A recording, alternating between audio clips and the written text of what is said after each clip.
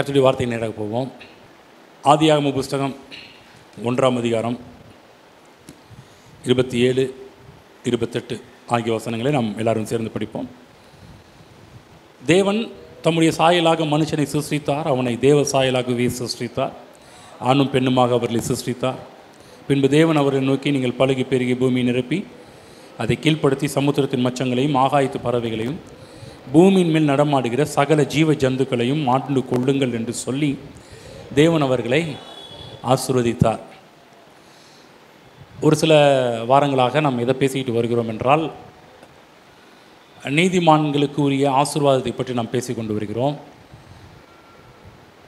தேவனுடைய தன்மை குணாதிசயம் என்ன என்று பார்க்கும்போது ஆசீர்வாதம் என்று பார்க்கிறோம். ஆசீர்வாதம் என்று சொன்னால் இன்றைக்கி நம்ம நினைக்கிற மாதிரி பணமோ பொருளோ நகையோ வீடோ அது கிடையாது.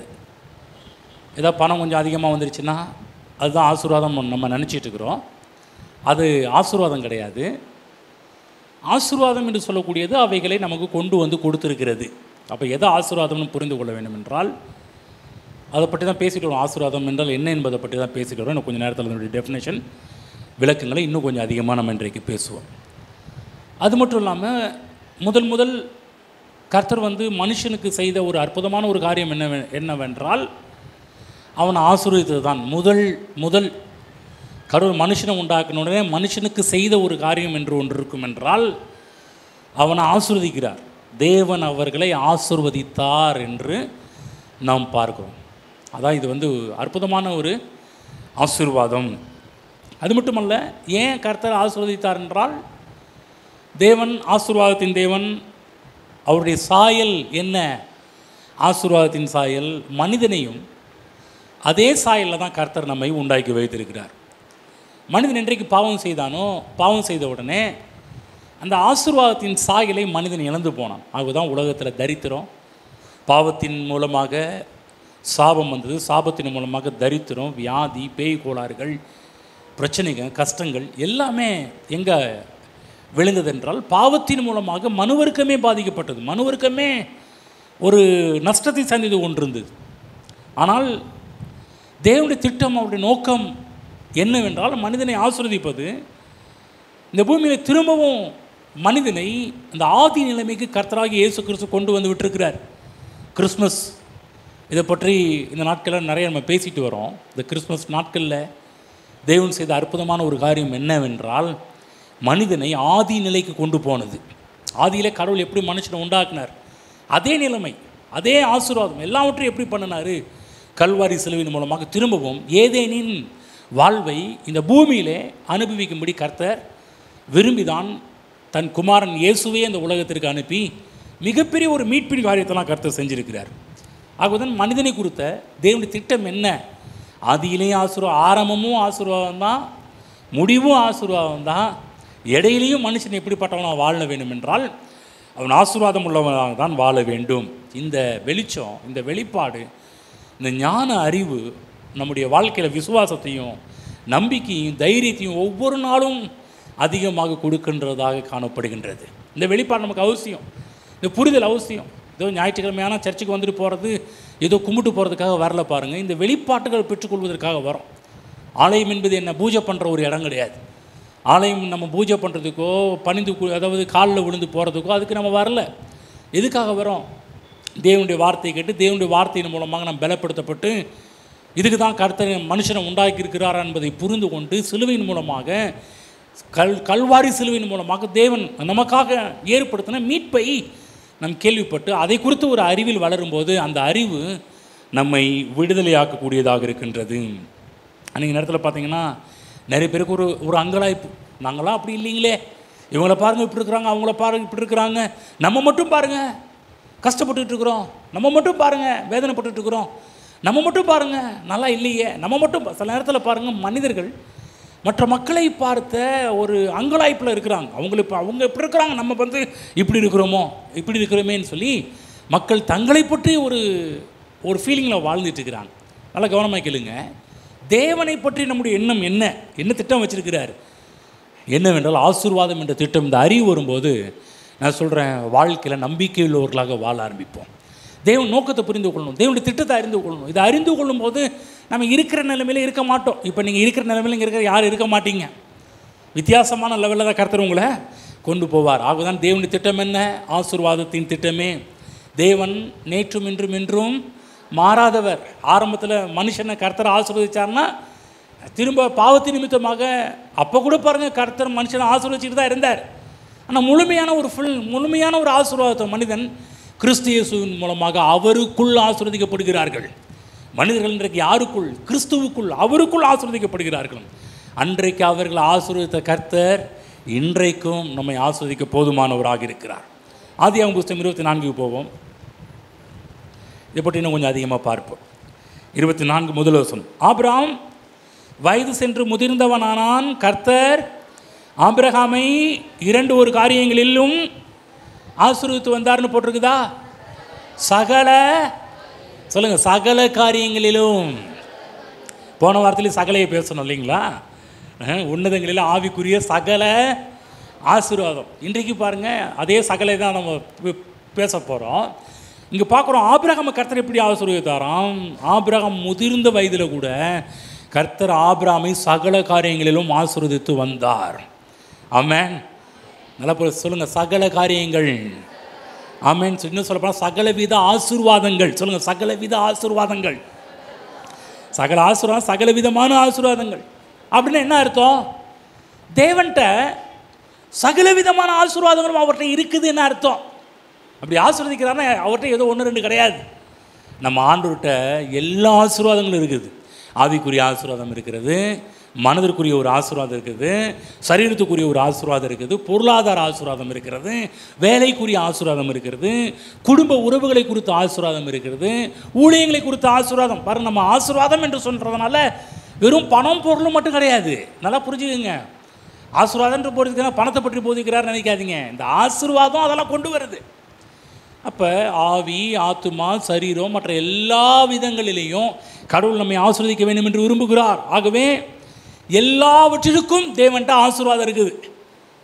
ஆமென். புரியுதுங்களா?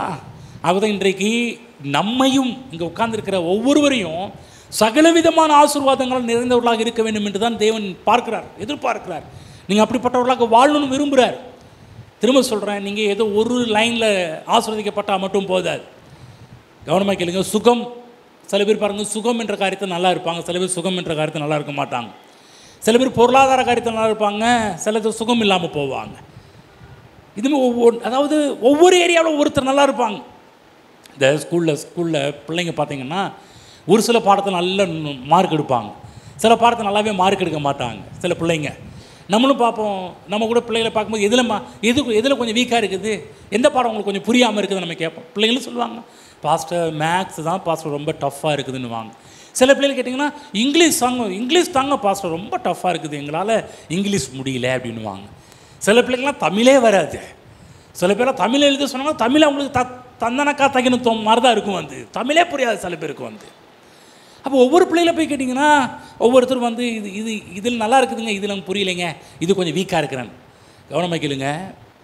இந்த பிள்ளைகளை வச்சு என்ன சொல்ல வரேன் அப்படின்னா, எல்லா பாடத்துலேயும் சென்டம் எடுக்கிறது 100க்கு 100 அப்படி எடுத்தால் எப்படி இருக்கும் இல்லைங்களா? அந்த மாதிரி தான் கர்த்தராகிய தேவன் உங்கள் வாழ்க்கையில் கூட நீங்கள் எல்லா லைன்லையுமே 100க்கு 100 சென்டம் எடுக்கணும்னு கர்த்தர் விரும்புகிறார். ஆமென். ஆவிக்குரிய ரீதியிலையும் ஜெப வாழ்க்கைன்னு வரும்போது, ஆராதனைன்னு வரும்போது, ஊழியம் என்று வரும்போது, துதிக்கிறது என்று வரும்போது அதுலேயும் நீங்கள் 100% மார்க் எடுக்கணும்.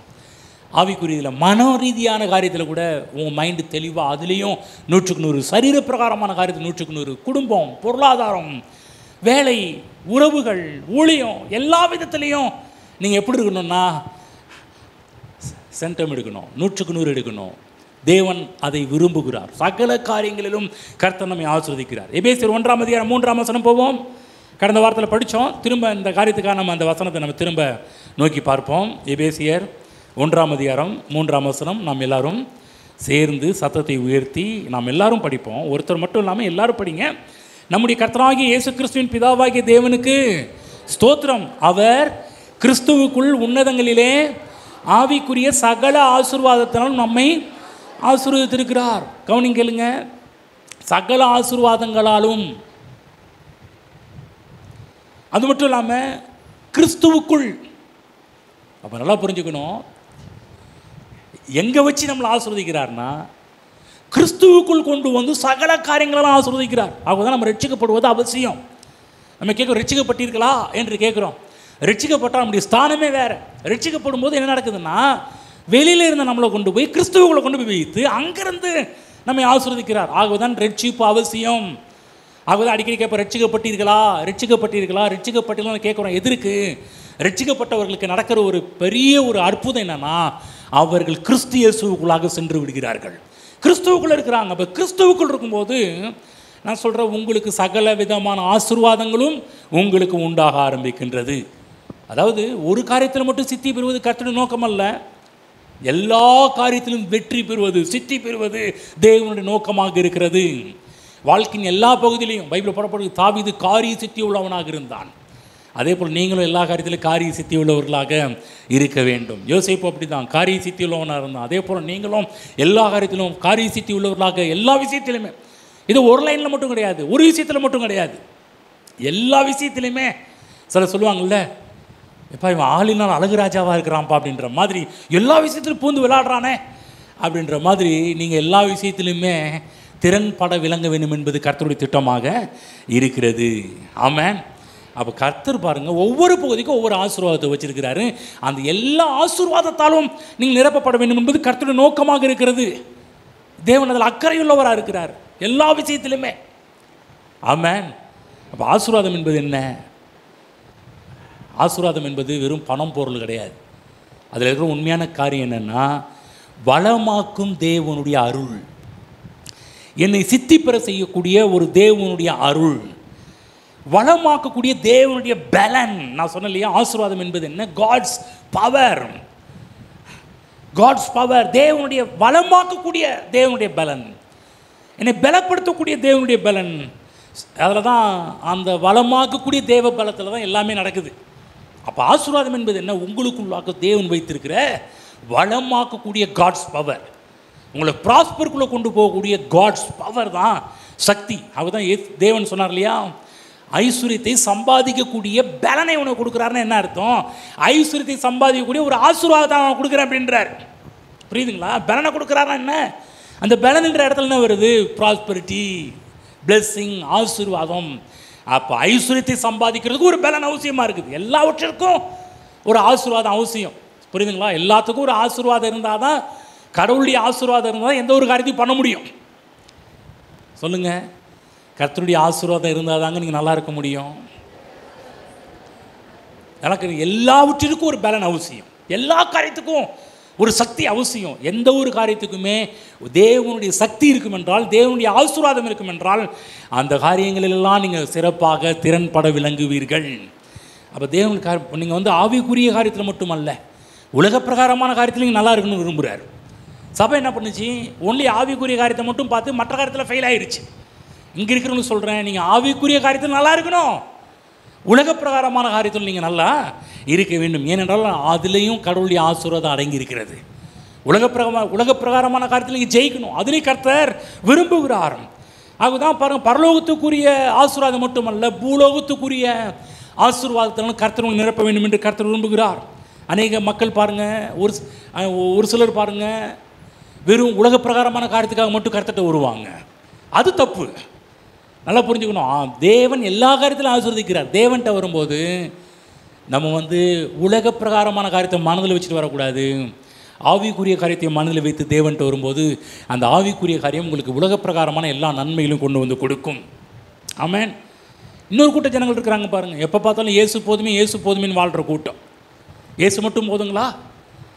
இயேசு மட்டும் போதும்னு கிடையாது. இயேசுவோடு கூட எல்லா விதமான நன்மைகளையும் நாம் அனுபவிக்க வேண்டும் என்று விரும்புகிறார். இயேசு மட்டும் இருந்துட்டு இப்போ எல்லா காரியத்திலும் ஃபெயிலாக இருந்துன்னு வச்சிங்களேன், ரொம்ப வெக்கக்கேடு. என்ன சொல்லுவாங்க பாருங்கள், இப்போ சர்ச்சுக்கு போனாங்க பாருங்கள், பாவம் சாப்பாட்டுக்கு கையேந்திட்டு இருக்கிறாங்க, நம்மள்கிட்ட வந்து கெஞ்சிக்கிட்டு இருக்கிறாங்க, நம்மள்கிட்ட வந்து பிச்சை எடுத்துக்கிட்டு இருக்கிறாங்க.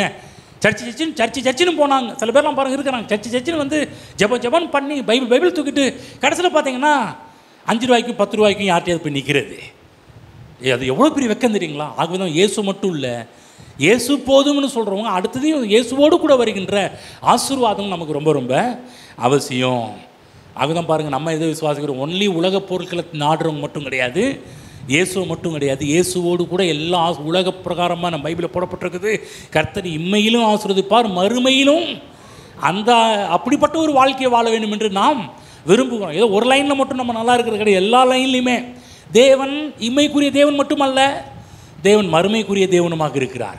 தேவன் பூமிக்குரிய தேவன் மட்டும் கிடையாது, தேவன் பரலோகத்துக்குரிய ஒரு தேவனாக இருக்கிறார். ஆகவே நம்ம எல்லா விதங்களிலேயும் நாம் நன்றாக இருக்க வேண்டும். தேவன் எதிர்காலத்துக்குரிய தேவன் மட்டுமல்ல, தேவன் நிகழ்காலத்துக்குரிய தேவன். நல்லா புரிஞ்சுக்கணும், தேவனை ஒன்லி பரலோக தேவனாக மட்டும் பார்க்கக்கூடாது. இந்த உலகத்தில் இன்றைக்கு தேவன் நம்மோடு கூட இருந்து நம்மை அழகாக நடத்தி கொண்டிருக்கிறார். அப்போ தேவன் ஆவிக்குரிய தேவன் மட்டுமல்ல, சரீரத்துக்குரிய தேவனுமாகவும் கர்த்தருக்கிறார். நிறைய நேரத்தில் ஆவின்னு போயிட்டு சரீரத்தை விட்டுடுறோம். சரீரத்தில் ஒரு டெவலப்மெண்ட்டும் வர மாட்டேங்குது. நான் சொல்கிறேன், ஆவிக்குரிய வாழ்க்கை நல்லா இருக்கணும், மைண்டு மன ரீதியான வாழ்க்கை நல்லா இருக்கணும், சரீர பிரகாரமான வாழ்க்கையும் நன்றாக இருக்க வேண்டும் என்பது கர்த்தருடைய திட்டமாக இருக்கிறது. சில பேர்லாம் பாருங்கள், ஆவியில் நல்லா பறப்பாங்க, ஆனால் குடும்பத்தை பார்த்தீங்கன்னா ஊற்றுவாங்க, குடும்பத்தை கவனிக்கவே மாட்டாங்க, குடும்பத்துக்கு ஒரு காரியத்தையும் பண்ண மாட்டாங்க. நான் சொல்கிறேன், எந்த அளவுக்கு ஆவிக்குரிய காரியத்துக்கு நல்லா இருக்கிறீங்களோ அதே போல் குடும்ப வாழ்க்கையிலையும் ரொம்ப நல்லா இருக்கணும். வீட்டில் திட்டு விடுவாங்க, சர்ச்சுன்னு போனீங்க, என்னையா சர்ச்சுன்னு போகிறது போல சாப்பாட்டு வீட்டில் உல வைக்கிறதுக்கு அரிசி வாங்கிட்டு வாயான்னுவாங்க. பைபிளை தூக்கி வச்சுக்கிட்டேன், முதல்ல சாப்பாடு அரிசி வந்தாலும் சாப்பிட்றது அப்படின்னு. நான் சொல்கிறேன், தேவ பிள்ளைகளே, நம்ம எல்லா விஷயத்திலும் நம்ம நல்லா இருக்க வேண்டும் என்பது கர்த்தருடைய திட்டமாக இருக்கிறது. அதுதான் பாருங்கள், ஆவிக்குரிய விஷயத்தில் நல்லா இருக்கிறவங்க, நான் சொல்கிறேன், உலக பிரகாரமான வாழ்க்கை நம்ம நல்லா இருக்கணும். ஆமாம், வீட்டில் இன்றைக்கி நிறைய குடும்பங்களில் சண்டை. ஆவிக்குரிய குடும்பம், நான் சொல்கிறேன், ஆவிக்குரிய குடும்பங்களில் சண்டை.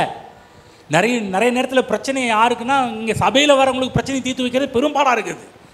என்ன சொல்லுவாங்க, இந்த சர்ச்சுக்கு தாங்க வராரு, ஒன்றுத்தையும் கவனிக்க மாட்டேன்றாருங்க, அரிசி எடுத்து போட மாட்டேன்றாரு, பருப்பு வாங்கி வைக்க மாட்டேன்றாங்க, எண்ணெய் வாங்கி வைக்க மாட்டேன்றாங்க, ஒரு கையில் ஏதாவது ஒரு 5 நேரம் பேச கொடுத்துட்டு போகிறாங்களா, ஏதாவது வீட்டில் ஏதாவது ஆத்திர அவசரத்துக்கு ஏதாவது.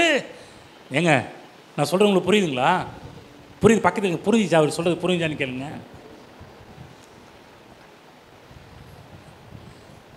ஆவிக்குரிய காரியத்தில் நம்ம நல்லா இருக்கிறோம், சூப்பர். அதே போல் ஆவிக்குரிய காரியத்தில் நல்லா இருக்கிற நம்ம மற்ற விஷயத்திலும் நம்ம நன்றாக இருக்க வேண்டும். ஆமென்.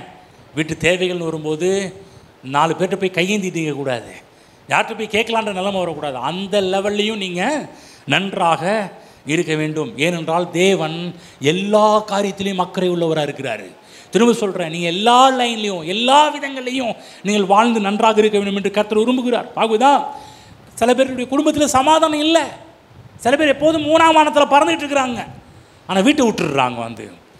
நம்ம ஆவிக்குரியவர்களாகவும் இருக்க வேண்டும், அதே நேரத்தில் பூமியிலே வெற்றிகரமான வாழ்க்கை வாழ்கிறவர்களாகவும் இருக்க வேண்டும். புரியுதுங்களா? புரியுதா? பக்கத்துக்கு புரிஞ்சிச்சா? ஏதாவது புரிஞ்சிச்சான்னு கேளுங்க, பக்கத்தில் புரிஞ்சிச்சா என்ன சொல்கிறேன்னு. ஆவிக்குரியவர்களாகவும் இருக்கணும், இந்த பூமியிலே வெற்றிகரமான ஒரு வாழ்க்கையை வாழ்கிறவர்களாகவும் நாம் இருக்க வேண்டும். அப்புறம் சகல ஆசீர்வாதம் என்றால் என்ன? அதில் மனம் இருக்கிறது, சரீரம் இருக்கிறது, குடும்ப ஆசீர்வாதம் இருக்கிறது, பொருளாதார ஆசீர்வாதம் இன்னும் மற்ற எல்லா லைன்லையும் நீங்கள் வெற்றி பெற வேண்டும் என்று கர்த்தர் விரும்புகிறார். 1 தீமோத்தேயு போவோம், 4ஆம் அதிகாரம் 8ஆம் வசனம் படிப்போம். 1 தீமோத்தேயு 4ஆம் அதிகாரம் 8ஆம் வசனம் எடுத்துக்கோங்க, படிப்போம். சரீர முயற்சி அற்ப பிரயோஜனம் உள்ளது, தேவ பக்தியானது இந்த ஜீவனுக்கும் இதற்கு பின்வரும் ஜீவனுக்கும் வாக்கு தத்துவம் உள்ளதாகையால் எல்லாவற்றிலும் பிரயோஜனம் உள்ளது. என்ன சொல்றாரு? சரீர முயற்சி அற்ப பிரயோஜனம் உள்ளது. ஆனா இன்னொன்று சொல்றாரு, தேவ பக்தி ஸ்பிரிச்சுவல் காரியம், ஆவிக்குரிய காரியம். தேவ பக்தி இந்த ஜீவனுக்கும் இனி இதற்கு பின்வரும் ஜீவன். சொல்லுங்க, இந்த ஜீவன்னா இப்போ வாழ்கிற வாழ்க்கை, இதற்கு பின்வரும் ஜீவன் பரலோகத்துக்கும். இன்னைக்கும் சொல்றாரு, இந்த ஜீவனுக்கும் இந்த ஜீவனுக்கும் இதற்கு பின்வரும் ஜீவனுக்கும் வாக்கு தத்துவம் உள்ளதாகையால் எல்லாவற்றிலும் பிரயோஜனம் உள்ளது. புரியுதுங்களா என்ன சொல்கிறேன்னு? அப்போ தேவ பக்தி எல்லாவற்றுக்கும் பிரயோஜனம். சொல்லுங்கள், தேவ பக்தி எல்லாத்துக்கும் பிரயோஜனம். புரியுதுங்களா? ஆவிக்குரிய காரியத்தில் மட்டும் நம்ம நல்லா இருக்கிறது மட்டும் இல்லை, எல்லாவற்றிலும் பிரயோஜனம் உள்ளவைகளாக இருக்கணும். ஆங்கிலத்தில் பிரயோஜனம் என்ற ஒரு வார்த்தைக்கு லாபகரமானதுன்னு போடப்பட்டிருக்குது. சொல்லுங்கள், லாபம். அப்போ தேவபக்தி என்ன சொல்கிறார்? தேவபக்தி லாபகரமானது.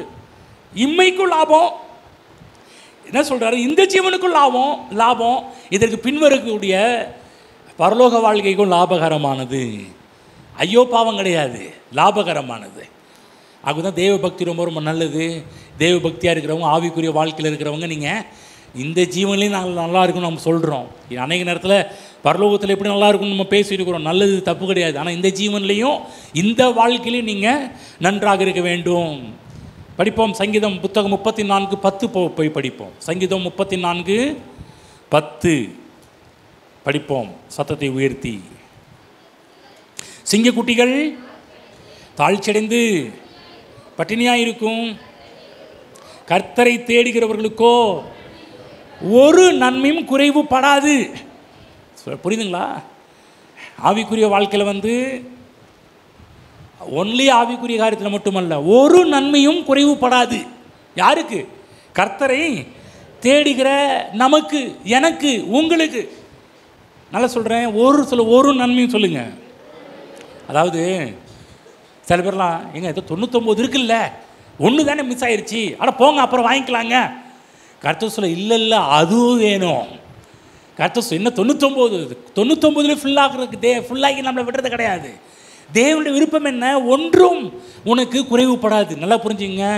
உலகத்தில் சொல்லுவாங்க, அது இவ்வளோ இருக்குல்ல போதாதா, இவ்வளோ இருக்குல்ல பத்தாதா, 99 இருக்குல்ல ரொம்ப உங்களுக்கு ரொம்ப ஆசைங்க, பேராசைங்க அப்படின்வாங்க. இல்லை, கர்த்தருடைய விருப்பம் என்ன? ஒன்றிலும் குறைவுபடக்கூடாது. 100 அடையணும்னா 100ஐயும் நீங்கள் அடையணும். அதில் ஒன்று கூட கர்த்தர் பேலன்ஸ் வைக்க விரும்பலை. ஒன்றும் உங்களுக்கு குறைவு படாது. நல்லா கவனமாக கேளுங்க. ஒரு விஷயம் சொல்கிறேன், இதில் இந்த இடத்துல யாருக்கு ஒன்றும் குறைவுபடாது.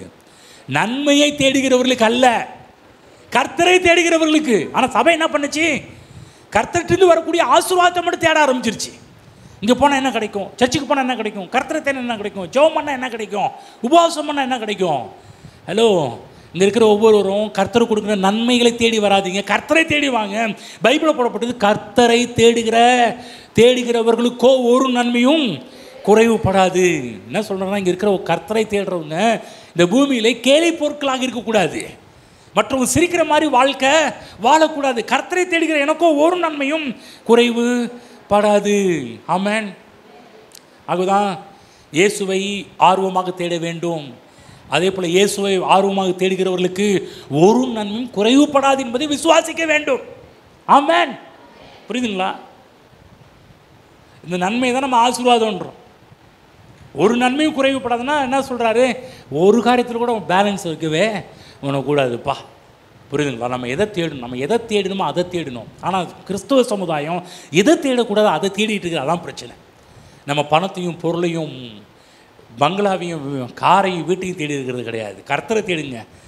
கர்த்தரை தேடும்போது எல்லாம் தேவன் நமக்கு ஒரு நன்மையும் குறைவும் இல்லாமல் கொடுக்கின்ற தேவனாக இருக்கிறார். பாருங்கள், அநேக மதங்கள் என்ன சொல்லுது இந்த உலகத்தில் பார்த்தீங்கன்னா, மதங்கள் நிர்வாணா என்று சொல்லக்கூடிய போதனையை போதிக்குது. நிறைய பேர் சில கேட்டிருப்பீங்க, ஆனால் கேளுங்க. என்ன சொல்கிறாங்கன்னா, எல்லாவற்றையும் திறந்தால் தான் நீ முக்தி அடைவ, அப்போ ஞானம் அடைவ, அப்போ தான் நீ ஞானியாவ. எல்லாவற்றையும் திறந்துடணும், எல்லாவற்றையும் விட்டுறணும், எல்லாவற்றையும் நீ இழந்துடணும் அப்படின்னு சொல்லி இந்த உலகத்தில் இருக்கிற எல்லா மதங்கள் இன்றைக்கு போதிக்குது. பாருங்கள், ரொம்ப நாளுக்கு முன்னாடி ஒருத்தர் பேசிருக்கும்போது சொல்லணும். அவர் சொல்கிறாரு, பாத்ரூமில் குளிச்சுட்டு இருந்தால் கூட நீங்கள் எப்படி நீங்கள் வேறு நிலையில் போக ஆரம்பிச்சிருவீங்க. அவங்க என்ன சொல்கிறாங்கன்னா, பைத்தியம் பிடிச்ச நிலைமைக்கு போனால் கூட அவங்கள கடவுளாக பார்க்குறாங்க. இன்றைக்கி ஏன் பைத்திய சாமிங்களாம் இருக்கிறாங்களா? இருக்கிறாங்களா இல்லைங்களா? இன்றைக்கெல்லாம் சோசியல் மீடியாவில் தானே இருக்கிறீங்க. இந்த சாமிகள்லாம் பார்க்குறோம். எந்த சாமி நீங்கள் ஏதாவது சாமி அழகாக இருந்து பார்த்துருக்கீங்களா? அது ஒரு அம்மா போவோம் பாருங்கள், பார்க்குறதுக்கே சகிக்காது. ஆனால் கூட பார்த்தா ஒரு குரூப் போயிட்டே இருக்கோம். நீங்கள் இதெல்லாம் பார்க்குறீங்களா? சோசியல் மீடியாவில் இதெல்லாம் பார்க்குறீங்களா? அவங்க என்ன சொல்கிறாங்க? அவங்கள தான் ஞானின்றாங்க. பிச்சைக்காரனையும் பொறுக்கியையும் ஒன்றும் இல்லாதவங்களையும் பீடைகளையும் பாண்டைகளையும் அருவருப்பானவர்கள் இவங்கள தான் என்ன பண்ணுறோம்? இவங்கெல்லாம் அவங்க என்ன சொல்கிறாங்க? இவங்க முக்தி அடைஞ்சிட்டாங்க, இவங்க எல்லாவற்றையும் திறந்துட்டாங்க, அதனால அவங்க ஞானி ஆகிட்டாங்க. இப்போ அவங்கள்ட்ட தான் கடவுள் இருக்கிறாரு. சொல்கிறது புரியுது? அப்படி இப்படி நான் போதிச்சேன்னா நீங்கள் எல்லோரும் என்ன ஆகணும் நாளையிலேருந்து? ஒன்றும் இல்லை. அந்த அந்த அதை பார்த்தீங்கன்னா, அந்த வீடியோலாம் பார்த்தீங்கன்னா பேய் பிடிச்ச பொம்பளை மாரி இருக்குது சில ஆட்களை பார்க்கும்போது. பார்த்துருக்கீங்களா? சில ஆட்களை பார்த்துருக்கீங்களா? அந்த நடந்து போவாங்க பாருங்க, அப்படியே ஒரு மாதிரி போவாங்க பாருங்க, அப்படியே சகிக்காது. ஆனால் என்ன சொல்கிறாங்க? அவங்க தான் ஞானி. எங்கள் ஏரியாவில் பாருங்கள், ஒரு பைத்தியக்காரர். அவர் பைத்தியசாமி, அந்த கோயில் பேர் பைத்தியசாமி கோயிலே வச்சுட்டாங்க வந்து. அதுக்கு நம்ம பாண்டிச்சேரியிலேருந்து ஒருத்தர் வந்து அதுக்கு சர்ச்செல்லாம் கோயிலெலாம் கட்டி கொடுத்து போனார். பார்த்துறீங்களா? எங்கேன்னு கேட்குறீங்களா? திருவாக்கூனூர் போகிற வழியில் உழவர் சந்தையிலேருந்து பார்த்தீங்கன்னா திருவாக்கூனூர் போகிற இடையில பார்த்தீங்கன்னா அங்கே வந்து ஒரு கோயிலே கட்டிட்டார், பைத்தியக்கார சாமி கோயில். இது வந்து சரி, என்ன சொல்ல வரேன், அப்பா பைத்தியம் பார்த்தீங்களா? அப்பா பைத்தியம். எங்க நான் சொல்கிறது, நீங்கள் இந்த உலகத்தில் தானே இருக்கிறீங்க, இல்லை சேலத்தில் தானே இருக்கிறீங்க எல்லாருமே? எங்கள் சேலத்தில் தான் இருக்கிறீங்க. எல்லா கையிலையும் வீடியோ ஆண்ட்ராய்டு ஃபோன் இருக்குல்ல. நான் சொல்கிற விஷயத்தில் நீங்கள் பார்க்குறீங்களா? எல்லாம் பார்க்குறீங்க. பார்க்காத மாதிரி அப்படியே பேபேன்னு உட்காந்துருக்குறீங்க. உலகம் சொல்லும் எல்லாத்தையும் திறந்துட்டா தான் முக்தி அடையணும். அப்போ நான் என்ன பண்ணணும்? நானும் அப்படி தான் அப்படியே பாண்டை பீடையை அப்படியே குளிக்காமல் கொள்ளாமல் வந்தால் உங்களுக்கு என்ன பண்ணுவீங்க?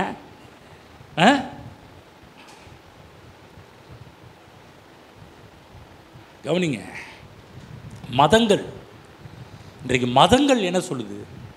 நீ எல்லாவற்றையும் திறந்தாதான் நீ வந்து முக்தி அடைவ, ஞானியாவ, சாமியாவ அப்படின்னு சொல்லும். நான் சொல்கிற கவனமாக கேளுங்க. கிறிஸ்துவம் என்பது மதம் கிடையாது. கிறிஸ்துவம் என்பது மார்க்கம். கிறிஸ்து எல்லாருக்கும் உரியவர். அவர் எல்லாவற்றையும் திறந்து விடு என்று சொல்லலை. அவர் சொல்கிறாரு, என்னை தேடுகிறவர்களுக்கு ஒரு நன்மையும் குறைவு படாது. நீ பைத்தியக்காரனா அலைய மாட்ட, ஒன்றும் இல்லை பீடையா சுத்த மாட்ட. கர்த்தரை தேடுகிறவர்களுக்கோ ஒரு நன்மையும் குறைவு படாது. நல்லா புரிஞ்சுக்கணும், மனசில் கொண்டு போய் அப்படியே பதிய வச்சுக்கணும். கர்த்தரை தேடுற எனக்கு ஒரு நன்மையும் குறைவு படாது. நான் சொல்கிறேன், இங்கே எல்லாரும் நீங்கள் வந்திருக்கிறீங்க, கர்த்தரை தேடி வந்திருக்கிறீங்க. நான் உங்களுக்கு சொல்கிறேன், உங்களுக்கு ஒரு நன்மையும் குறைவு படாது. விசுவாசிங்க, நம்புங்க, ஏற்றுக்கொள்ளுங்க. ஆமாம், நான் கர்த்தரை தேடுறேன்னா இந்த பூமியில் ஒரு நன்மையும் குறைவும் இல்லாமல் வாழ வேண்டும் என்பது என்னை படைத்த என் தேவனின் விருப்பமாக இருக்கிறது. கல்வாரி சிலுவையிலே எல்லா நன்மைகளையும் நமக்கு கர்த்தர் சம்பாதித்து கொடுத்துட்டார். லாஸ்ட்டில் ஒன்று சொன்னார், முடிந்தது, டன், எல்லாம் முடிஞ்சிருச்சுன்னார். என்ன முடிஞ்சிச்சு? எப்பா, உனக்கு வர வேண்டியது எல்லாவற்றையும் நான் கொண்டு வந்து கொடுத்துட்டேன், என் வேலை முடிஞ்சிருச்சுன்னு இயேசு கிறிஸ்து கல்வாரி சிலுவையில் சொல்லியிருக்கிறாரு. அப்போ நான் திரும்ப சொல்கிறேன், ஆண்டுட்டு வர நம்ம வெறும் நன்மைகளை மட்டும் தேடுற ஒரு ஆளாக இருக்காமல் உண்மையாகவே கர்த்தரை தேடுற ஆளாக மாறினீங்கன்னா, நான் சொல்ல இன்றைக்கி உங்களுக்கு என்னென்னலாம் தேவையோ அது நீங்கள் தேடி ஓட வேண்டிய அவசியம் கிடையாதுங்க. உங்கள் வேலை என்ன? நம்முடைய வேலை என்ன? நம்முடைய வேலை கர்த்தரை தேடுறது, மற்றதெல்லாம் உங்களை தேடி வரும். ஆமென். இதை தான் போதிக்கிறோம். என்னத்தை போதிக்கிறோம்? பணத்தை தேடி ஓட சொல்கிறேன்னா, பொருளை தேடி ஓட சொல்கிறேன்னா, ஆசீர்வாதம் செழிப்புன்னு போதிக்கிறதுனால அது மேலே அவங்க கண்ணை வைக்க சொல்கிறேன்னா, நல்லா புரிஞ்சுக்கணும். அது மேலெலாம் கண்ணை வைக்க சொல்ல, கர்த்தர் மேலே கண்ணை வைங்க, சிலுவையின் மேலே கண்ணை வைங்க, கல்வாரின் மீது கண்ணை வைங்க, ரத்தத்தின் மீது கண்ணை வைங்க, கர்த்தரை தேடுங்கள். அதை தான் சொல்லிக் கொடுக்குறோம். யாராவது உங்கள்கிட்ட வந்து என்னங்க இந்த பாஸ்ட் எப்போ பார்த்தாலும் ஆசீர்வாதம், முன்னாடி வந்து செழிப்பு, வெற்றி, அதுன்னு போச்சு, இப்போ ஆசீர்வாதம் டாப்பிக்கில் ஆரம்பிச்சிருக்கிறாரு அப்படின்னு யாராவது கேட்டாங்கன்னா நீங்கள் சொல்லுங்கள், ஆசீர்வாதம் தான் போதிக்கிறாரு. ஆனால் எங்களை பணத்தை தேடி ஓட வைக்கல, கர்த்தரை தேடி ஓட வைக்கிறாரு. ஆமென். புரியுதுங்களா? கர்த்தர் இருந்தாருன்னா நான் சொல்கிறேன், உங்கள்கிட்ட எத்தனை கோடி கொடுத்தாலும் அதை நீங்கள் கரெக்டாக பயன்படுத்துவீங்க. அது மேலே உங்கள் கண்ணு போகாது. கர்த்தரை தேடுற ஒரு ஆளாக இருந்தால் உங்கள் கண்ணு நகை மேலேயும், பணத்து மேலேயும், பொருள் மேலேயும், ஆடம்பரத்து மேலேயும் உங்கள் கண்ணு போகவே போகாது. கர்த்தர் மேல் கண்களை பதிய வையுங்கள். ஆமென். மத்திய 6ஆம் அதிகாரம் 33ஆம் வசனம் போயிட்டு போவோம். 6ஆம் அதிகாரம் 33ஆம் வசனம் சேர்ந்து படிப்போம்.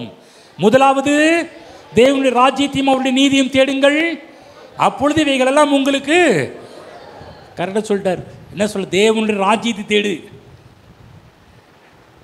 கொடுக்கிறது கர்த்தர், ஆனால் நம்மளை செய்ய சொல்கிறது தேவனை தேடுப்பா. நம்ம என்ன பண்ணுறோம்?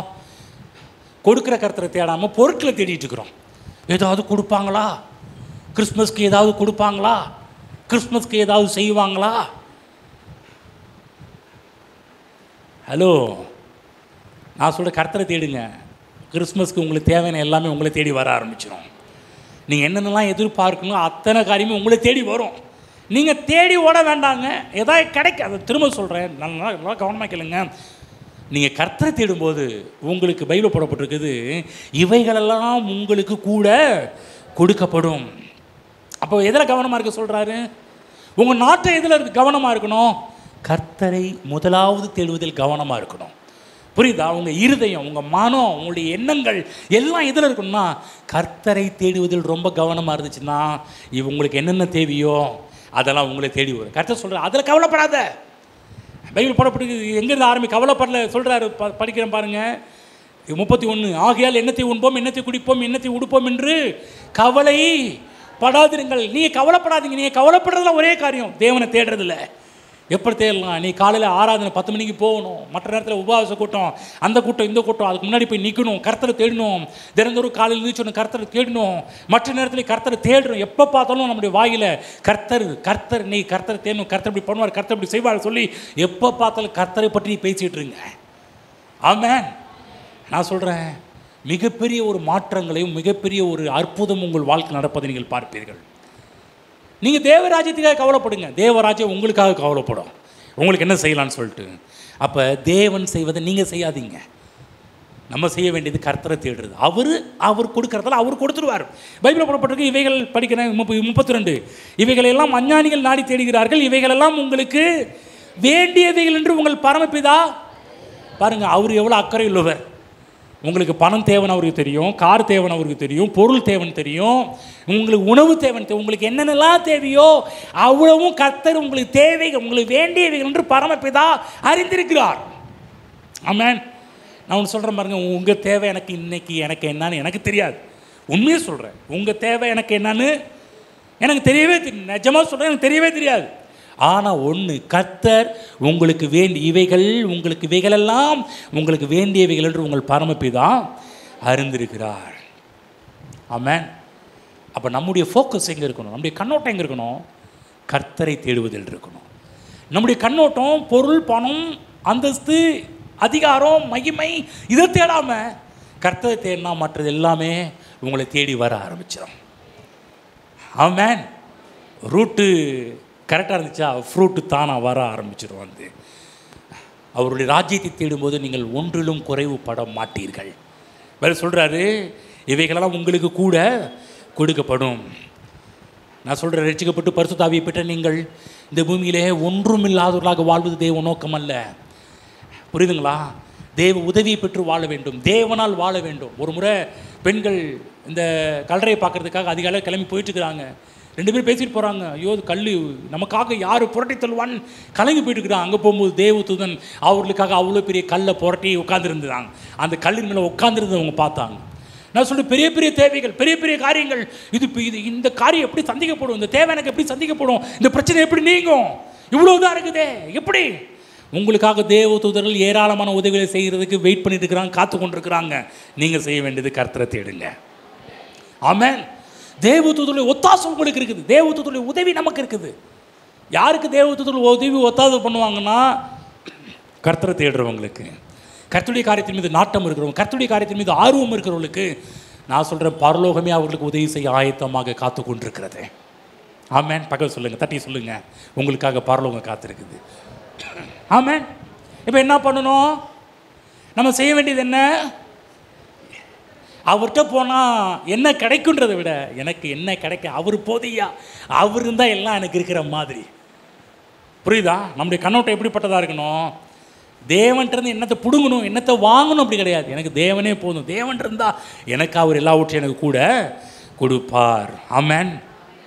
ஆகவே ராத்திரி பகலாக நீங்கள் தேவையை குறித்து கலங்காதீங்க. ராத்திரி பகலாக எப்படி கர்த்தரை தேடுறது என்பதில் முயற்சி எடுங்க. ஆமென். அதில் நாட்டம் கொள்ளுங்க, அதில் ஆர்வம் கொள்ளுங்க, அதில் தாகமாக இருங்க. எதில்? கர்த்தரை தேடுறதில்ல. நீ காலையில் இருந்துச்சு யார்கிட்ட போய் காசு கேட்கலாம், நீ காலையில் இருந்துச்சு யார்கிட்ட போய் ஃபோன் பண்ணலாம், நீ காலையில் இருந்துச்சு யார் வீட்டுக்கு முன்னாடி போய் நிற்கலாம் அப்படி நீங்கள் பிளான் பண்ணாதீங்க. அதை தேடாதீங்க.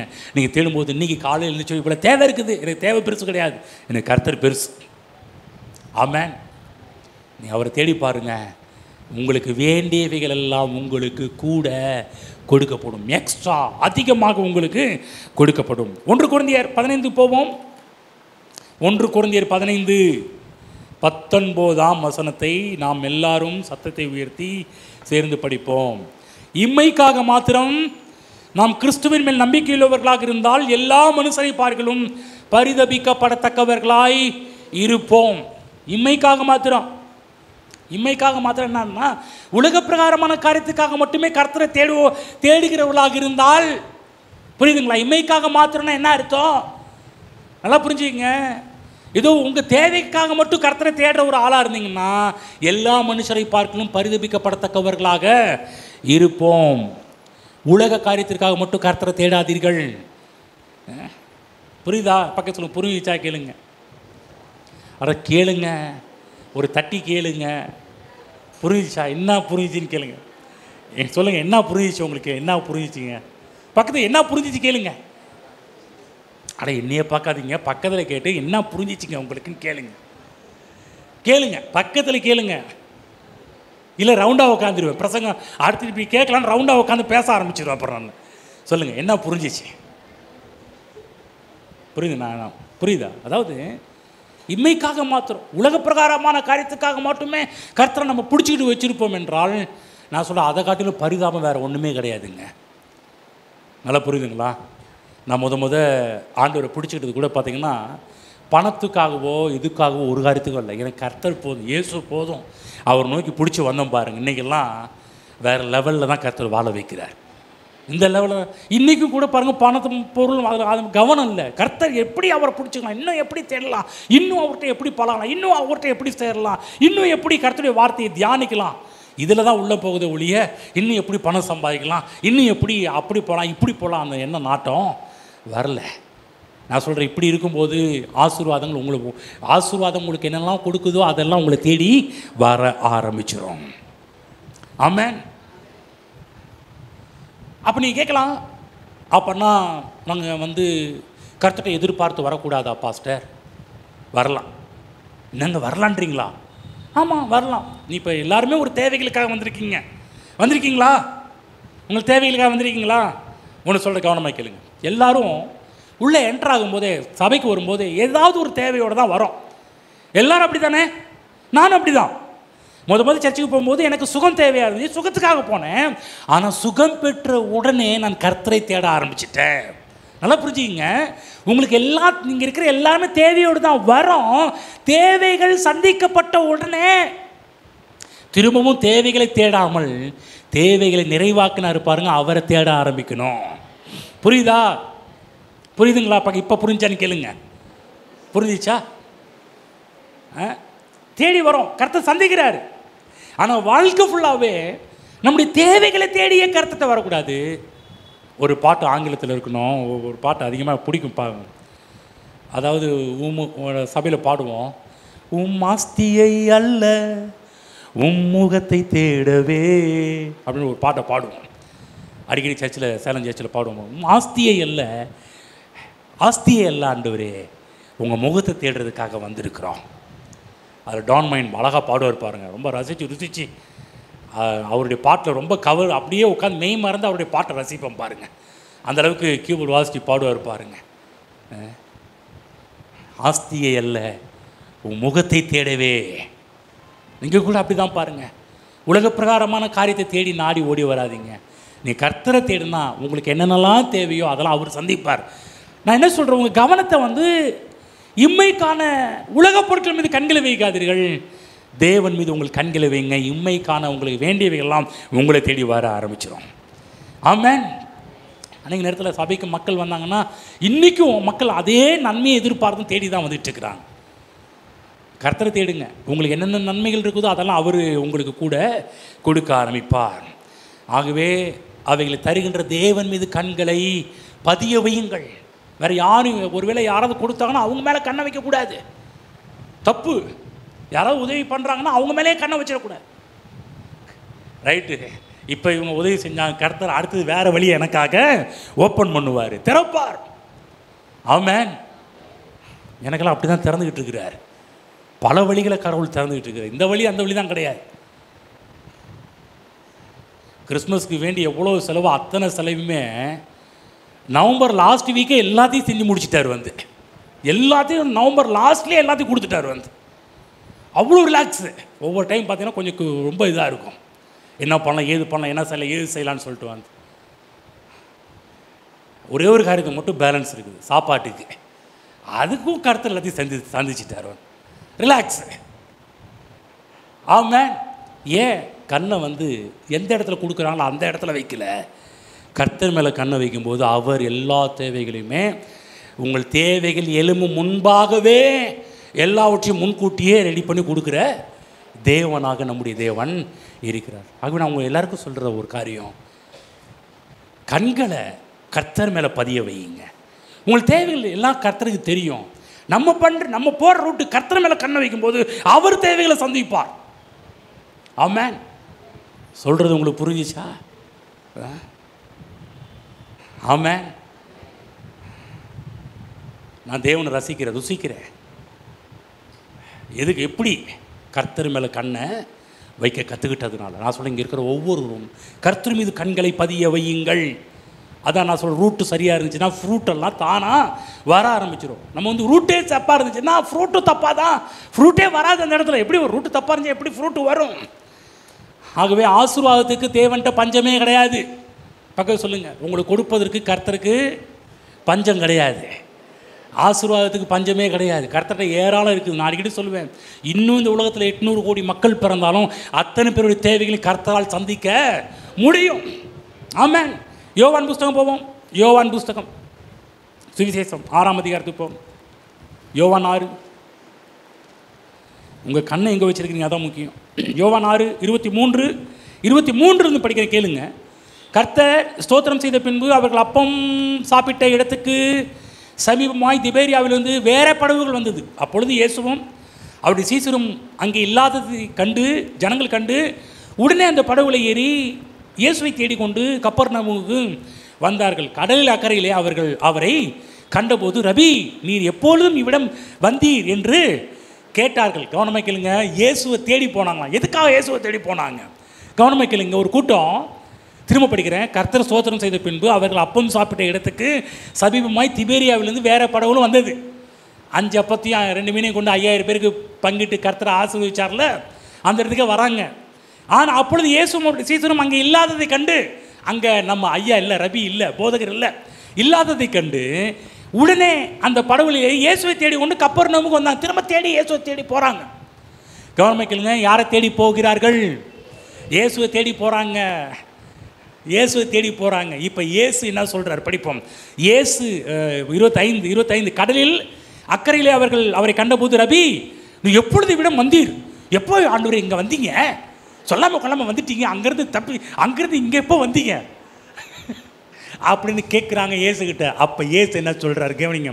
இயேசு அவர்களுக்கு பிரதியுத்தரமாக, நீங்கள் அற்புதங்களை கண்டதினால் அல்ல, நீங்கள் அப்பம் புசித்து திருப்தியானதினாலேயே என்னை தேடுகிறீர்கள் என்று மெய்யாகவே உங்களுக்கு. அப்போ சாப்பாடு போட்டாரியா? இவர் பின்னாடி போனால் எப்போவும் நமக்கு சாப்பாடு போடுவார். நீங்கள் என்ன, இவங்க எதை தேடி வந்தாங்களாம்? சாப்பாட்டை தேடி வந்தாங்களாம். அப்போ தான் சொல்கிறாரு 27, இயேசு கிறிஸ்து திட்டுற மாதிரி திட்டுறாரு. அழிந்து போகிற போஜனத்திற்காக அல்ல. என்ன நினச்சி சாப்பாட்டுக்காக வந்திருக்கிறீங்களா? அழிந்து போகிற போஜனத்திற்காக அல்ல, நித்திய ஜீவன் வரைக்கும் நிலைநிற்கும் போஜனத்திற்காகவே கிரியை நடப்பியுங்கள். அதை மனுஷகுமாரன் உங்களுக்கு கொடுப்பார். அவரை பிதாவாகிய தேவன் முத்திரித்திருக்கிறார் என்றார். அப்பொழுது அவர்கள் அவரை நோக்கி, தேவனுக்கு ஏற்ற கிரிகள் நடப்பிக்கும் நாங்கள் என்ன செய்ய வேண்டும்? அப்போ தான் புத்தி வருது அவங்களுக்கு. நல்லா கவனமாக கேளுங்க தேவ பிள்ளைகளே, மனசில் பதிய வச்சுக்கோங்க. தேவனுக்கு பிடிக்காத ஒரு காரியம், நன்மையை தேடி கர்த்தர்கிட்ட வராதிங்க. கர்த்தரை உண்மையாக தேடி வாங்க. திரும்ப சொல்கிறேன், அப்போ கர்த்தர் எங்களுக்கு உதவி செய்ய மாட்டாரான்னு கேட்காதீங்க. உங்களுக்காக உதவி செய்ய பரலோகமே காத்திருக்கிறது. ஆனால் நம்முடைய உள்ளமும் நம்முடைய மனமும் எதை நோக்கி காத்திருக்க வேண்டும் என்றால் கர்த்தரை நோக்கி காத்திருக்க வேண்டும். என் ஆண்டவரின் இயேசு, அவரை நான் பிடிச்சிக்கிறேங்க. அவரை பிடிச்சிட்டா போதுங்க, மற்ற எல்லாம் தானா எனக்கு வர ஆரம்பிக்கும். விசுவாசிக்கணும். கர்த்தரை தேடுற எனக்கு ஒரு நன்மையும் குறைவு படாது என்பதை விசுவாசிக்க வேண்டும். ஆகுதான் பாரு, கர்த்தர் உங்களை பாராட்டல, பரவாயில்லப்பா, அங்கேருந்து நீ தேடி வந்து இங்கே பரவாயில்ல, எப்படி தேடி கண்டுபிடிச்சி வந்துட்டீங்க. ஆனால் எதுக்கு வந்தாங்க? சாப்பிட்றதுக்காக வந்திருக்க சாப்பாட்டு மாக்கன்களா அப்படின்ட்டார். சாப்பாட்டுக்காக வராதிங்கய்யா, தேவனுக்கேற்ற கிரியைகளை செய்யும்படி வாங்க அப்படின்றார். அப்போ தான் கேட்குறாங்க, அப்போ தான் தேவனுக்கேற்ற கிரியை என்ன? அப்போ கரெக்டாக கிளியராக இயேசு கிறிஸ்து எல்லாவற்றையும் போதிக்கிறார். போவோம், லூக்கா 12க்கு போவோம். லூக்கா 12 எடுத்துக்கங்க. எல்லாரும் எடுத்துக்கங்க, ஒருத்தர் மட்டும் இல்லை, எல்லாரும் எடுத்துக்கங்க, சேர்ந்து படிப்போம். 16லேருந்து நான் படிக்கிறேன், நீங்களும் அப்படி என்னோடு கூட ஹம் பண்ணிட்டு வாங்க. 16லேருந்து.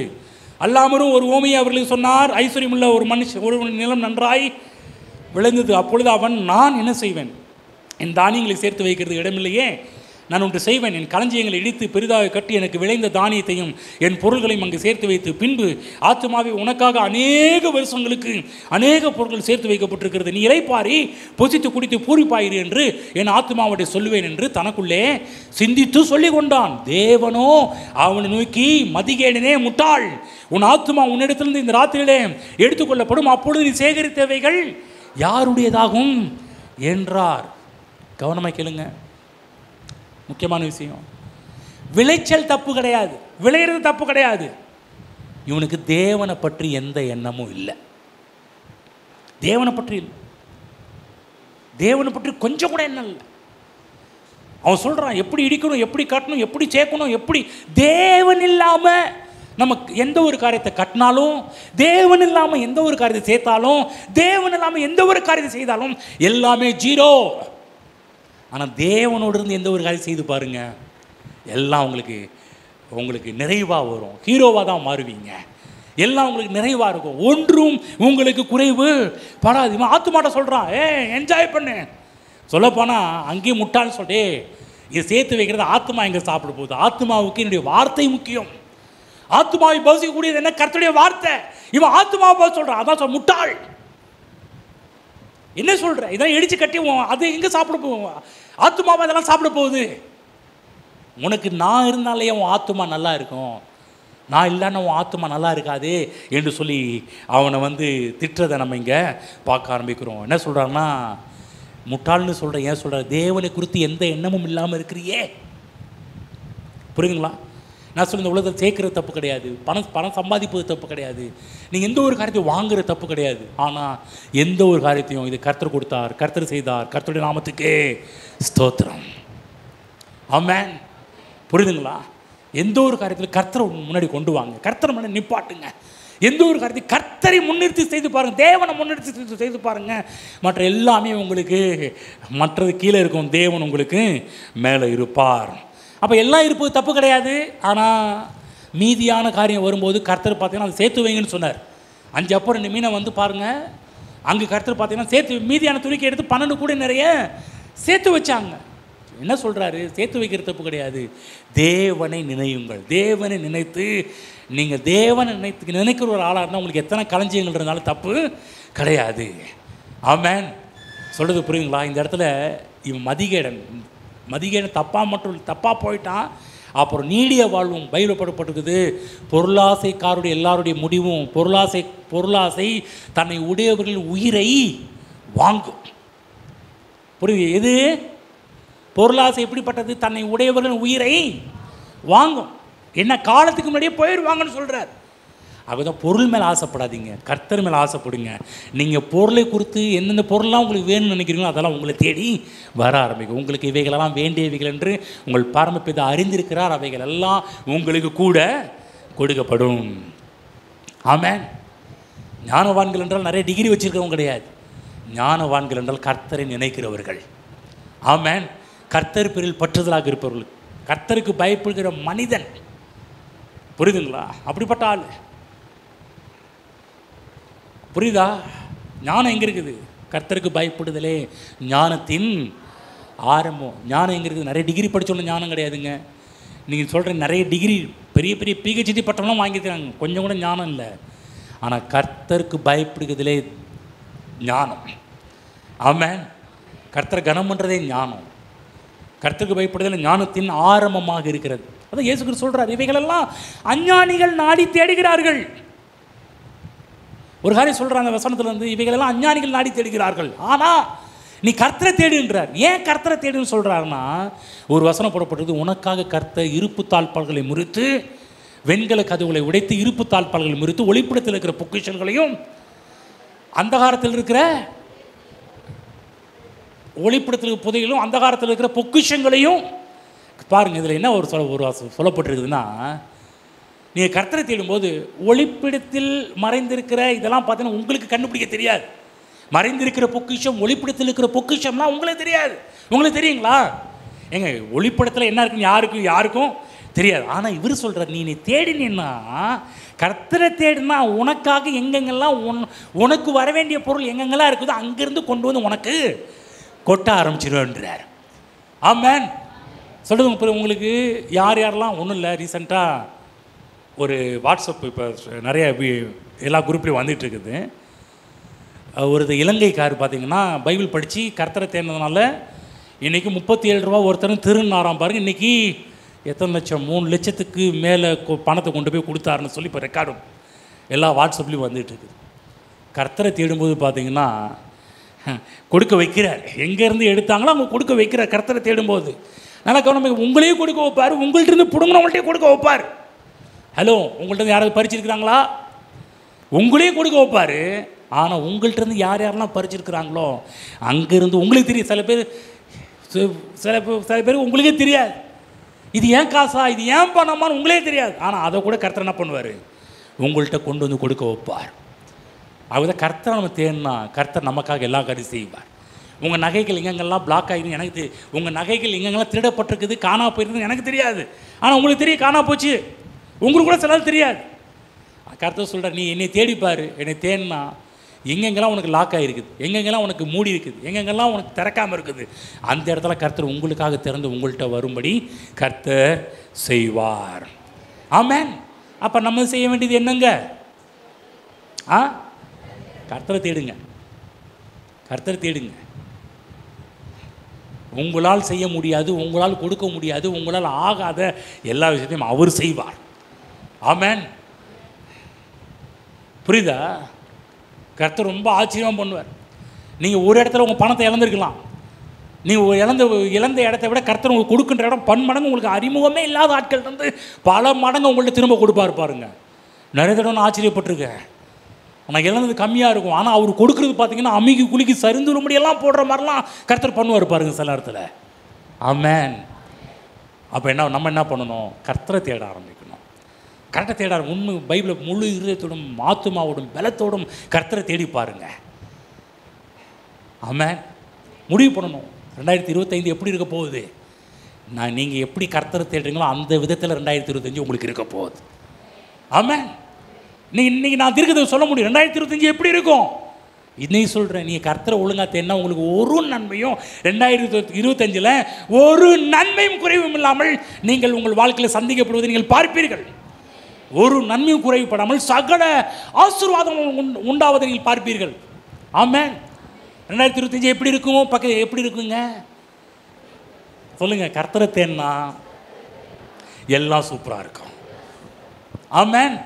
இன்னொன்று சொல்கிறேன், 2025 இன்னொன்று சொல்கிறேன், கேளுங்க. பக்கத்தில் நீங்கள் வாங்க. இன்னொன்று சொல்கிறேன், கர்த்தரை தேடலைன்னா சொல்லுங்கள், முழு இருதயத்தோடும் முழு மனதோடும் முழு பலத்தோடும் கர்த்தரை தேடினால கர்த்தரை தேடவில்லை என்றால் அந்த 2025 வருஷம் எப்படி இருக்குன்னு நான் சொல்கிறேங்க. ஆனால் சொல்ல மாட்டேங்க. புரிஞ்சுக்கங்கன்னு சொல்லணும். Okay, understand? புரியுதா? ஆனால் புரிஞ்சிச்சான்னு கேளுங்க. அப்போ 2025 நல்லா இருக்கிறதும் நொல்லையாக கொண்டு போகிறது யார் கையில் இருக்குது? உங்கள் கையில் தான் இருக்குது. அப்போ 2025 எத்தனை பேருக்கு ஒளிமயமான 2025 வேணும்னு விரும்புகிறீங்களோ அத்தனை பேரும் கர்த்தரை உண்மையாக முழு மனதோடு கர்த்தரை தேடுங்க. பொருட்களுக்காக நன்மைகளுக்காக கர்த்தர் கொடுக்கின்ற எந்த ஒரு காரியத்தை தேடாதீங்க. நீ கர்த்தரை முழு இருதயத்தோடு முழு மனதோடு முழு பலத்தோடு தேடி பாருங்க. உங்களுக்கு என்னென்னலாம் தேவையோ அதெல்லாம் கூட உங்களுக்கு கிடைப்பதை நீங்கள் பார்ப்பீர்கள். ஆமென். இன்னொரு இடத்துக்கு போய்ட்டு வருவோம் பாருங்க. 1 தீமோத்தேயுக்கு போங்க. 1 தீமோத்தேயு. அங்கேயும் பவுல் இதே தான் இயேசு கிறிஸ்து சொன்னது தான். அங்கேயும் பவுல் என்ன பண்ணுறாரு, மேற்கோள் காட்டி பேசுகிறார், பல விஷயத்தை பேசுகிறார். எடுத்துக்கோங்க, சேர்ந்து படிப்போம். 1 தீமோத்தேயு 6ஆம் அதிகாரம் 17 நான் படிக்கிறேன். எல்லோரும் எடுத்துக்கோங்க, சேர்ந்து என்னோட கூட சேர்ந்து அப்படியே வாங்க. இவ்வுலகத்திலே ஐஸ்வர்யமுள்ளவர்கள் இருமாப்பான சிந்தையுள்ளவர்களாக இராமல் நிலையற்ற ஐஸ்வர்யத்தின் நம்பிக்கை வையாமலும் நாம் அனுபவிக்கிறதற்கு சகலவித நன்மைகள் நமக்கு சம்பூர்ணமாய் கொடுக்கிற ஜீவனுள்ள தேவன் மேல் நம்பிக்கை வைக்கவும், நன்மை செய்யவும், நற்கிரிகளில் ஐஸ்வர்யவான்களாகவும் தாராளமாய் கொடுக்கிறவர்களும் உதார குணமுள்ளவர்களாக இருக்கவும் நித்திய ஜீவனை பற்றுக்கொள்ளும்படி வருங்காலத்திற்காக தங்களுக்கு நல்ல ஆதாரத்தை பொக்கிஷமாக வைக்கவும் அவர்களுக்கு கேட்கல சத்தமா? என்ன இவ்வளோ சத்தமாக போய் என்னங்க நீங்கள் எல்லாரும் சாப்பிட்டு தானே வந்திருக்கிறீங்க? எத்தனை பேர் சாப்பிடாம வந்திருக்கீங்க சொல்லுங்க பார்க்கலாம். ஒரு சில தான் சாப்பிடாம வந்திருக்கீங்க, மற்ற எல்லாரும் என்ன பண்ணிருக்கீங்க? சாப்பிட்டு அப்படியே உண்ட மயக்கத்தில் அப்படியே கண்ணு உள்ளே போயிட்டு வருது சில பேருக்கு.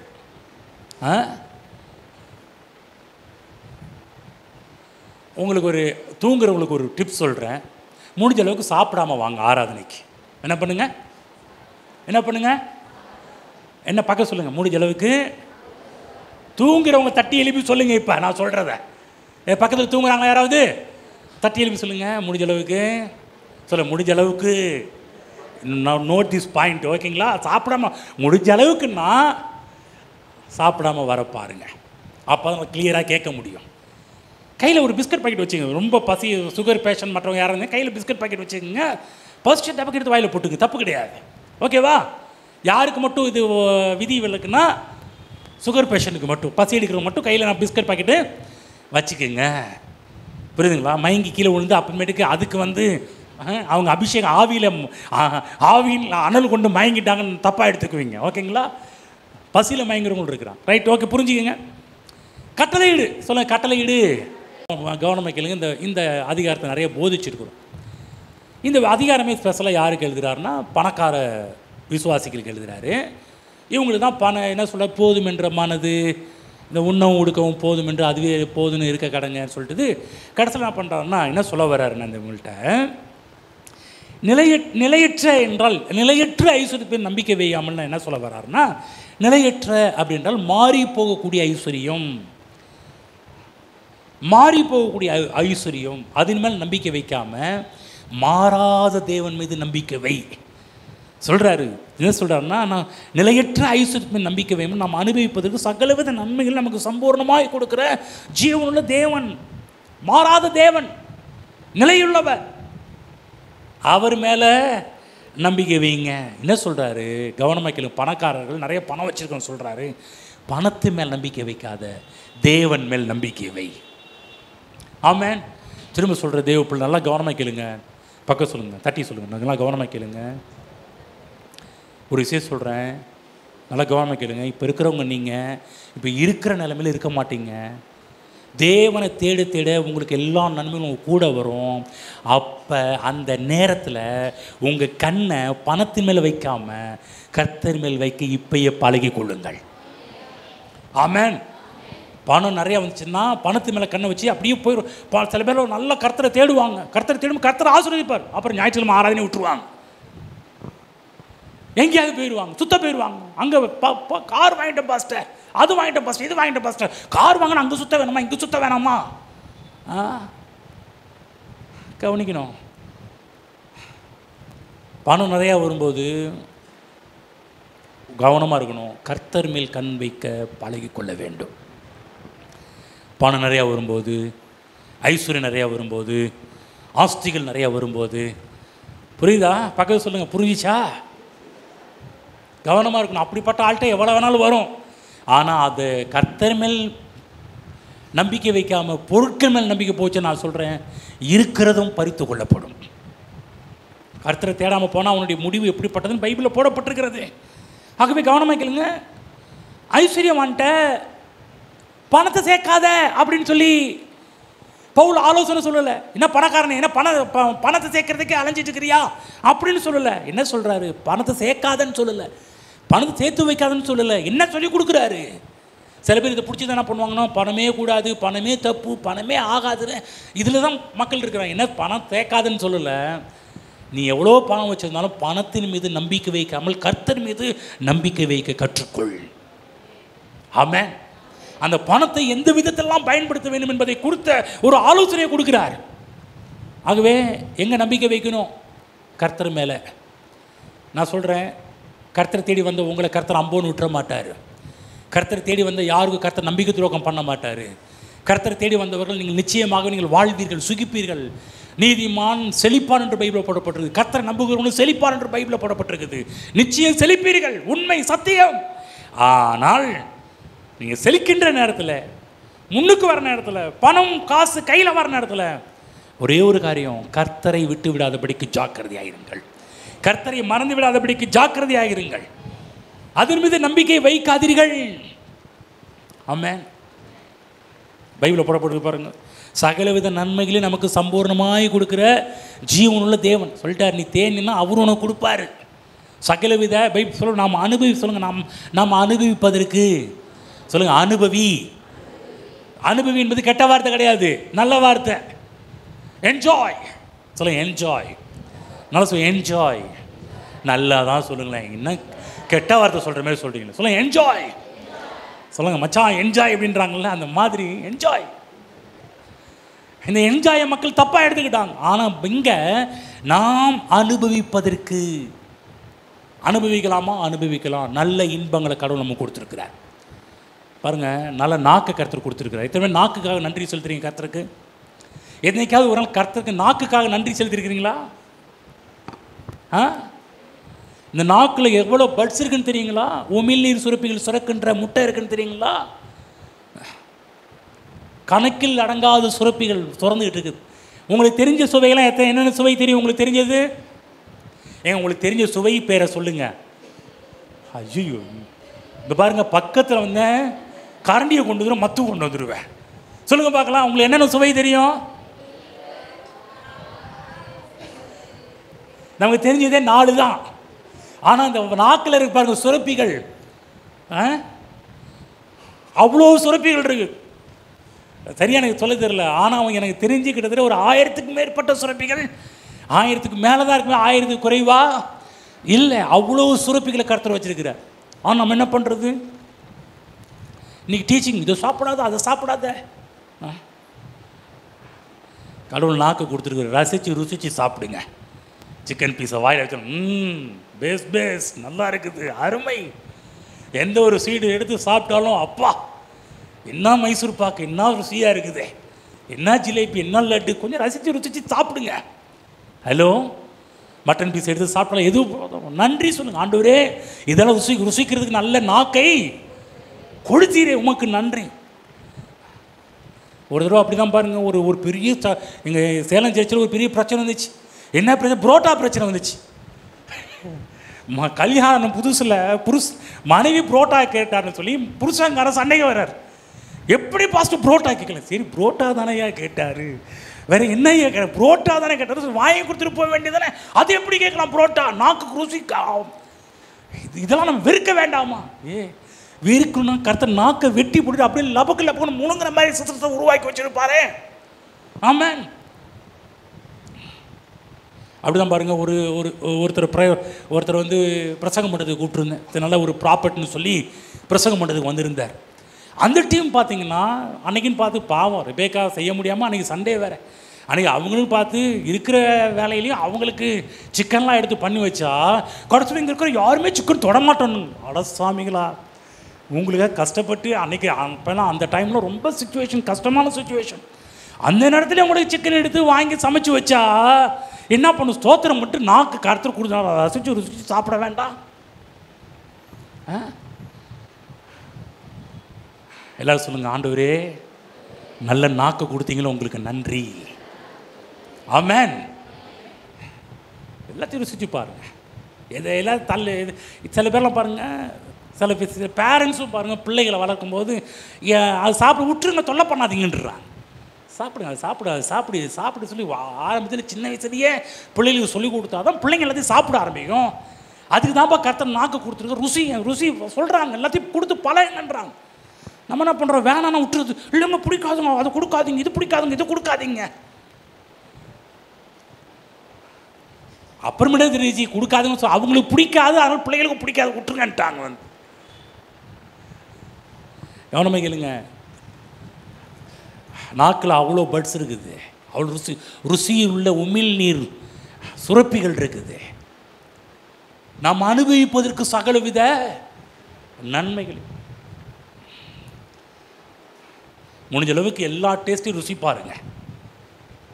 அப்போ என்ன, நல்லா இருந்தாலும் ருசி பார்க்க முடியும். சில பேர் சொல்கிறாங்க, ஐயா நீங்கள் உங்களுக்கு வேணா சூட் ஆகுங்க ஐயா, எங்களுக்குலாம் அப்படி இல்லைங்க. அதே பழைய சோறு, அதே பச்சை மிளகா, அதே வெங்காயம், அதே புளியோதரை, அதே சாம்பார், அதே லெமன் இருக்காதீங்க கொஞ்சமாவது.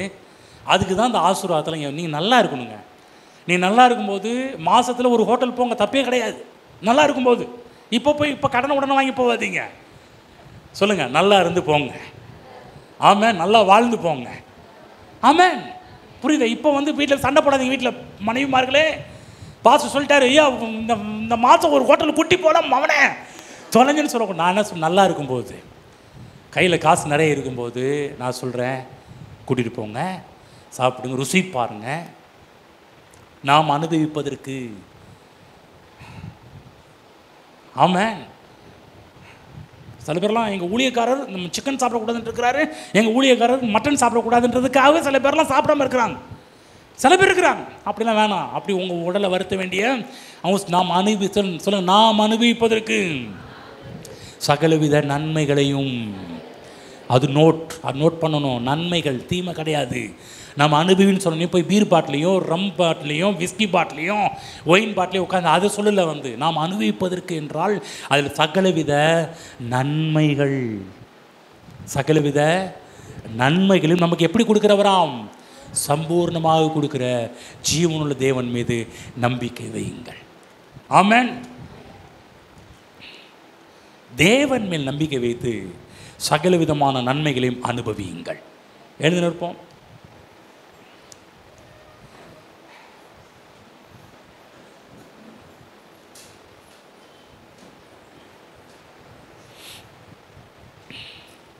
இந்த ஆசீர்வாதங்கள், செழிப்பு, இதெல்லாம் ஏன் போதிக்கிறோம் அப்படின்றால், நல்லா கவனமாக கேட்கணும். நீங்கள் கீழே இருக்கிறவங்க அந்த நிலைமையை அடைவது மட்டுமல்ல, அந்த நிலையை நீங்கள் அடையும் போது உங்களுடைய கண்கள், உங்கள் இருதயம், உங்களுடைய மைண்டு கர்த்தர் மேலே விட்டு நவுத்திராதீங்க, அவர் மேலே மட்டும் வையுங்க. ஆமென்.